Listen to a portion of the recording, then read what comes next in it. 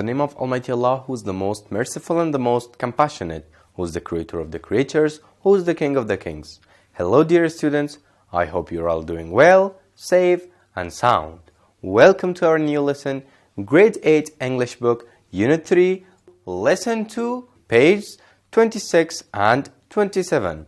برام خداوند بخشاینده و مهربان. السلام علیکم شاگردان عزیز. خدا کنه خوب، جور، صحت سلامت باشین. خوش آمدین به درس امروز ما و شما. کتاب انگلیسی صنف 8 فصل 3 درس 3 صفحات 26 الا 27. Dear students, before we start our new lesson, let's review what we have studied in the previous lesson.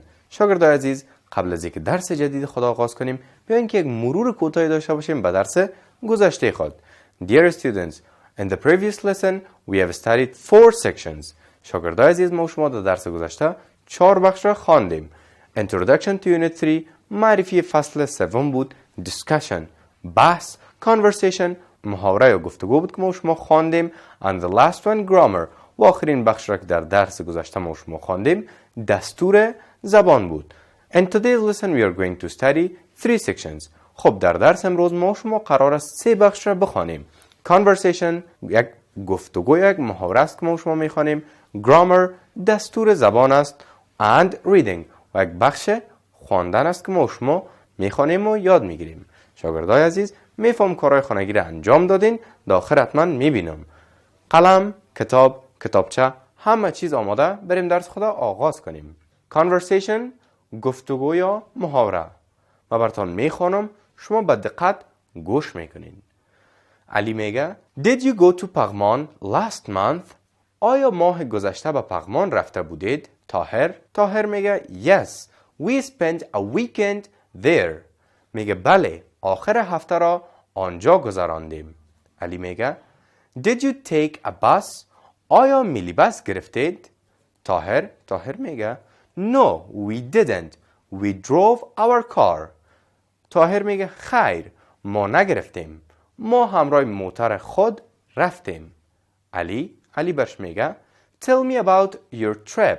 درباره سفرتان برای من بگویید. طاهر در جوابش میگه Well, first we drove to قرغه. طاهر میگه خب در نخست ما به قرغه رفتیم. The weather was nice and cool. آب و هوا سرد و خوشایند بود. علی میگه Great. عالی. طاهر در جوابش میگه Then we met my uncle and his family in national park in پغمان.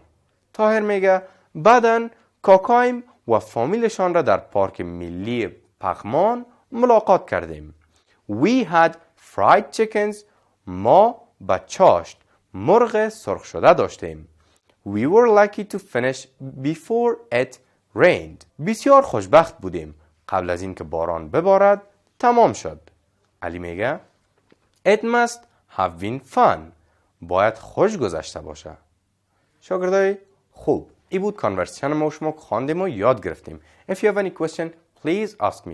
اگر کدام سوال دارین میتونین که بپرسین. Yes, ظاهر سوال داشتی بفرما. weather چی معنا میده؟ بسیار خوب. weather یعنی که آب و هوا.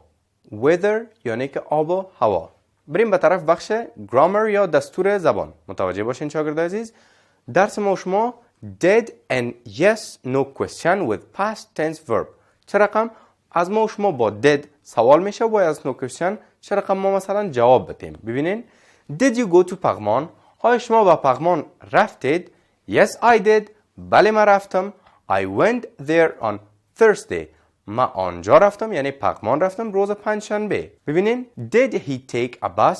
آیا بچه میلی بس گرفت؟ No he didn't. نه خیر، او میلی بس نگرفت. He drove to پغمان. او هم تو خودش رفت به پغمان همراه موتر خودش. Did you have fun؟ آیا بر شما خوش گذشت؟ Yes we did.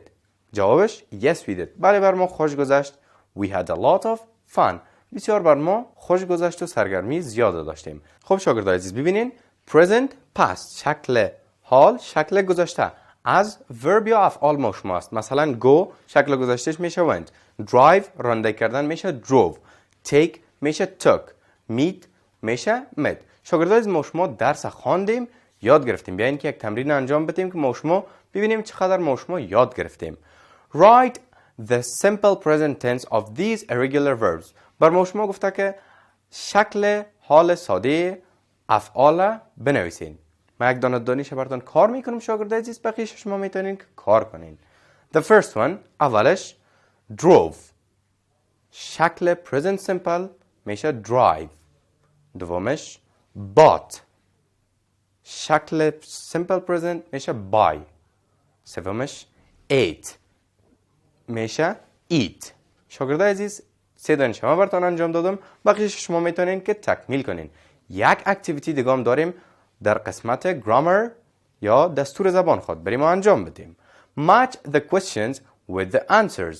بر ما شما سوالات داده شده و جوابات داده شده و از ما شما خواسته شده که سوالات و جوابات به یکی دیگه ربط بدیم یا ارتباط بدیم. یک دانه یا 2 دانه شما براتون کار میکنم به طور نمونه. ببینین the first one یا اولش Did Ali sleep early on the weekend؟ میگه آیا علی وقتتر خوابید در آخر هفته؟ ببینین تیر میزنیم ارتباط میتیم. No نه خیر. He didn't. او وقت نخوابید. He slept late. بسیار ناوقت خوابید. دومش Did he visit any friends؟ آیا کدام دوست خودم ملاقات کرد او بچه؟ No he didn't. نه خیر ملاقات نکرد. He visited his family. دوست خودم ملاقات نکرد، فامیل خود را ملاقات کرد. شاگردای خوب 2 دانه شما براتون انجام دادم، بقیه‌اش شما میتونین که انجام بدین. بریم به طرف بخش reading یا خواندن. پنسلایتان پیشتان باشه، زمانی که من میخوانم میتونین که معنایش شما نوشته کنین. reading خواندن. Read the passage which is written about holidays. بر ما شما گفته که پسیج یا متن یا عبارت بخونین در مورد رخصتی نوشته شده. Useful holidays. رخصتی های مفید. Last year I spent my holidays in Saudi Arabia. سال گذشته رخصتی های خود را در عربستان سعودی گذراندم. I had a very good flight from Kabul to Dubai. من پرواز بسیار خوبه از کابل به دبی داشتم. Flying over the plains, mountains and the oceans. I enjoyed the scenes. پرواز کردن بر فراز دشت ها، کوه ها و اقیانوس ها که از آن منظره ها لذت بردم. I made my ihram in Dubai and flew to Jeddah. من احرامم را در دبی ساختم و به جده پرواز کردم. Arriving there, I saw the people of different nationalities. وقتی به آنجا رسیدم، مردم از ملیت‌های مختلف را دیدم. When I reached مکه مکرمه, I rented a room in a hotel near to مسجد الحرام. وقتی به مکه مکرمه رسیدم، یک اتاق در یک هتل در نزدیکی مسجد الحرام کرایه گرفتم. Entering there, I prayed and started tawaf. وقتی وارد آنجا شدم، دعا و تواف کردم. I did 2 rakats prayers to مقام ابراهیم and drank زمزم water. 2 رکعت نماز برای مقام ابراهیم خواندم و آب زمزم نوشیدم. Finally, I walked around بیت الله شریف 7 rounds. در نهایت 7 بار بیت الله شریف را طواف کردم. Then I walked between Safa and Marwa 7 times and made my hair cut. سپس 7 بار بین صفا و مروه راه رفتم و موهایم را کوتاه کردم. Thus I performed my umrah. بدین معنی که عمره‌ام را انجام دادم. From Mecca I went to مدینه منوره and stayed there for 8 days. از مکه به مدینه منوره رفتم و 8 روز در آنجا بودم. I attended 5 times prayer in the mosque of Prophet Muhammad, peace be upon him, regularly every day.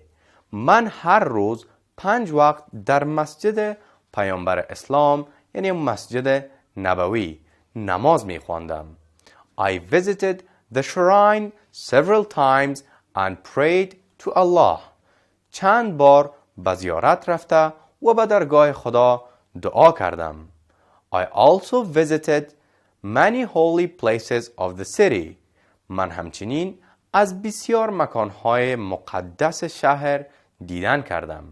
At the end, I returned to Kabul in a flight from Jeddah.